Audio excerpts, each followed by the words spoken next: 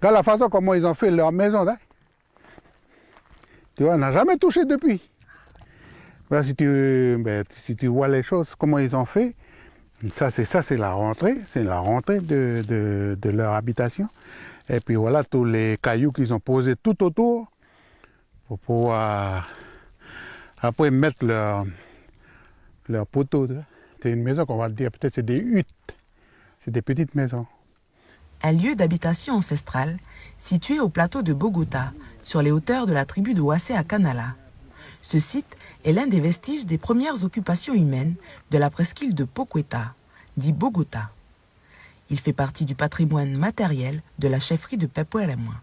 La tradition orale, ils disent qu'ils pêchaient le soir en bas à la tribu, puis ils remontaient le matin, puis ils restent sur les montagnes. Parce qu'avant, il y avait beaucoup de guerres tribales entre eux.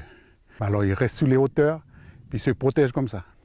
Un héritage patrimonial que le chef et ses sujets ont à cœur de préserver depuis les années 90. Mais cette zone se situe à proximité d'une exploitation minière et plusieurs exploitants y détiennent des titres miniers. Comme on peut le voir sur cette carte de la direction de l'industrie des mines et de l'énergie de la Nouvelle-Calédonie, une trentaine de concessions minières se superposent à ce jour sur toute la presqu'île de Bogota. Ce panneau-là, il est placé là sur le site, mais c'est pour dire aux personnes qui vont vers la tribu, parce que la route de la tribu passe à côté, que nous, le combat qu'on mène, c'est pour protéger cette zone-là. C'est pour faire rappeler aux gens que nous, on est là, on va toujours se battre. Il y a des limites qu'on a mis. Les mineurs, ils vont travailler de l'autre côté. Moi, je travaille à la mine aussi, mais pas sur ce site-là, parce que ce site-là, c'est pas pareil comme les autres sites. En 1983, un industriel commence à défricher ce plateau en créant des routes pour procéder à des sondages. Il détruit une grande partie de la végétation et par la même occasion ses constructions ancestrales. Il a détruit tous les cairns. Tous les cairns qui sont là, qui se trouvent là,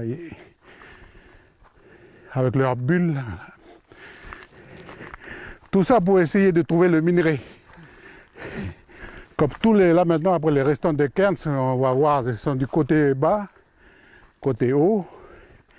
Et ceux qui sont dans cette zone-là, ça y est, ils ont détruit. Ils ont détruit une partie de notre histoire. Quoi.